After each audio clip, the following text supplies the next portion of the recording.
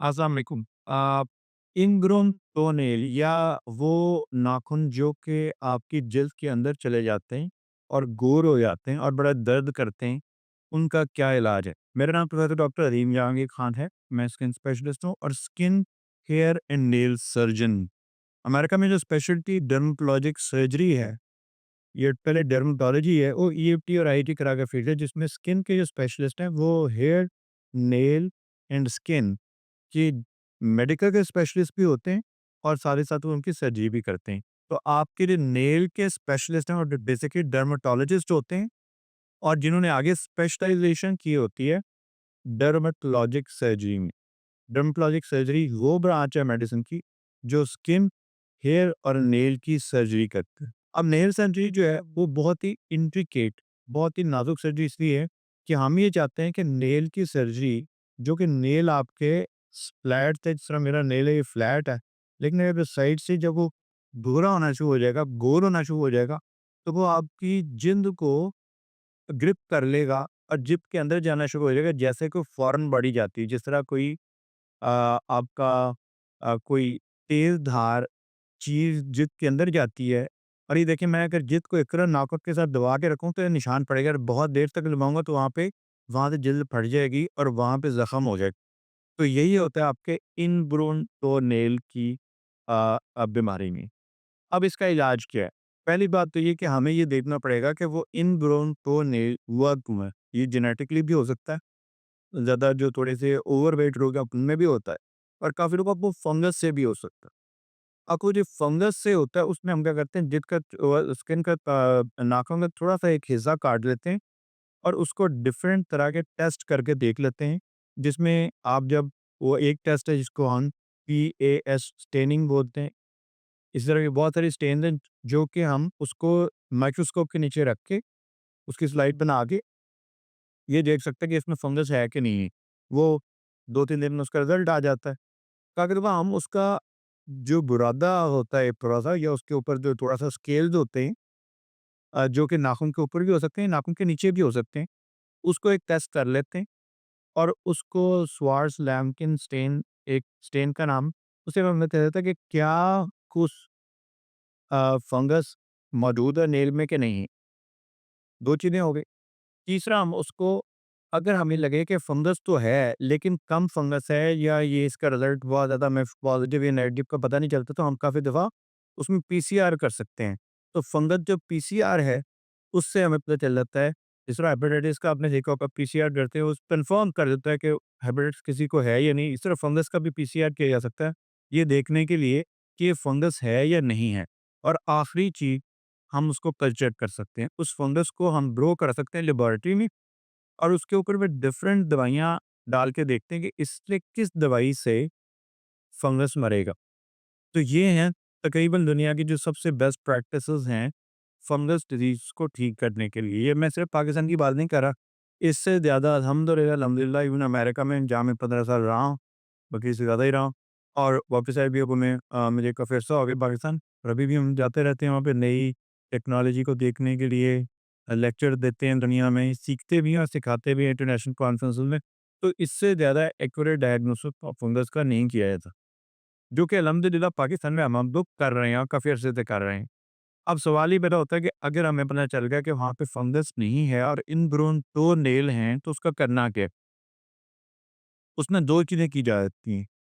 एक के लिए कि जो नाखून अंदर जो जा रहा है और जिल्द के अंदर खुभ रहा है, जिल्द के अंदर उसने पेनिट्रेट कर दिया, उसको हम सीधा तो कर नहीं सकते। हम क्या करते हैं, उसको सीधा करने के लिए जो दरमियानी जो सीधा नेल है उसको रहने देते हैं, और जो साइडों पे जो नेल अंदर को जा रहा है, जो कि कर्व हो गया है, जो कि गोल होके अंदर जा रहा है और जाके उसने उसको पूरी आपकी जिल्द को इस तरह कैच कर दिया, ग्रैब कर लिया है, उससे जब हम रिलीज़ कर देते हैं स्किन को, तो स्किन में दर्द होनी उसी एक कॉरिडोर का खत्म हो जाती है।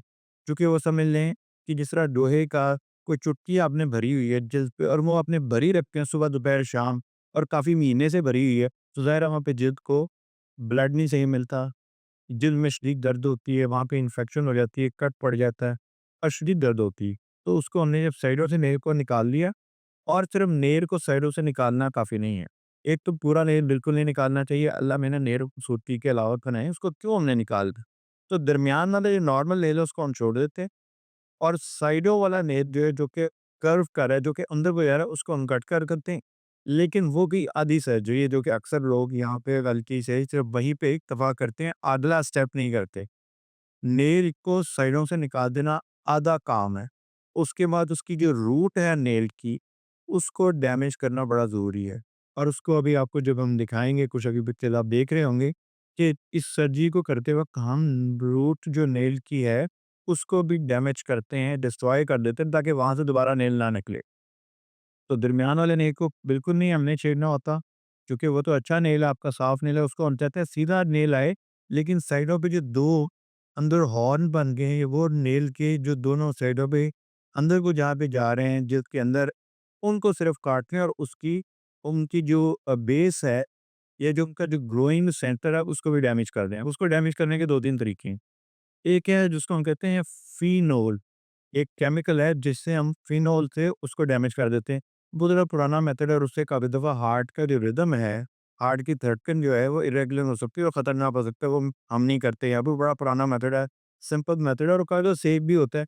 लेकिन इससे अब बहुत बेहतर मेथड आ गए हैं, जिसमें एक चीज़ है जिसको हम कहते हैं रेडियो फ्रीक्वेंसी एब्लेशन, आरएफए। तो हम क्या करते हैं, नेल को निकाल लिए और अब हमने जो साइडों वाला जो खराब बेल था और उसकी जड़ को जाके वहाँ पे हमने थोड़ा-सा जला दिया, in other words radio frequency से हमने उसको एब्लेट कर दी।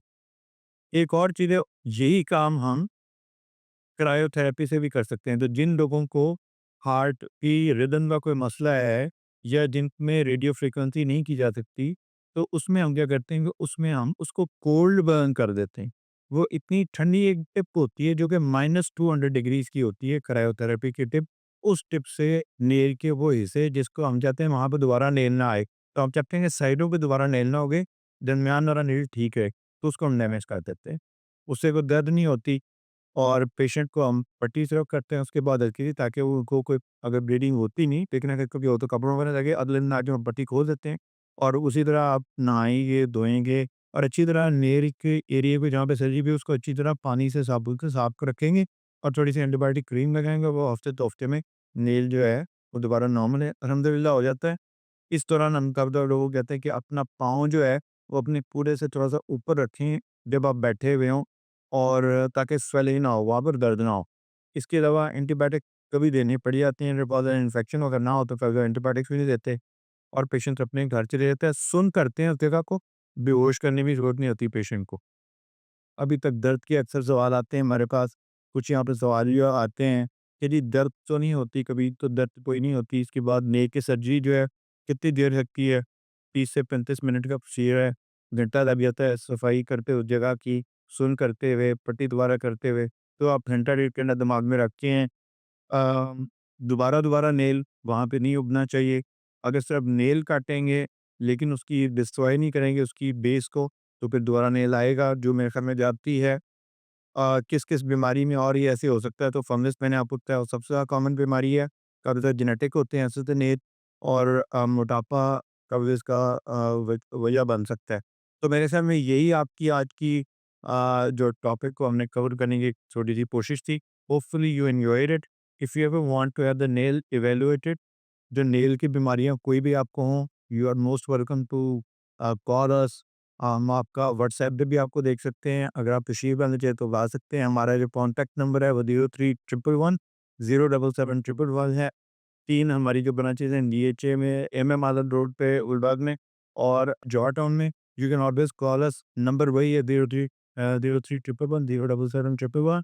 और अगर कभी किसी और डॉक्टर ने आपका इलाज करना है और आप उससे मुतमिन हैं, तो आप टेस्ट फिर भी अपने नेल का करवा सकते हैं। उसके लिए हमारी जो लेबोरेटरी का नंबर है वो और है, वो 03 111 087 111 है। तो वहाँ पे आप उसका नेल का जो है वो टेस्ट करवा सकते हैं, फंगस का कल्चर करवा सकते हैं, सेंसिटिविटी करवा सकते हैं, या स्टेनिंग करवा सकते हैं, ताकि पता चले, क्योंकि बिला वजह नेल को देखते ही उसकी इतनी लंबी चौड़ी दवाई दे देना बताती है, जब तक कि उसका टेस्ट करके कंफर्म ना हो जाए। So with that, I think you would have enjoyed that topic for today, and keep on sending us the questions, and we will make sure that all your questions are answered in a timely manner. Have a wonderful day.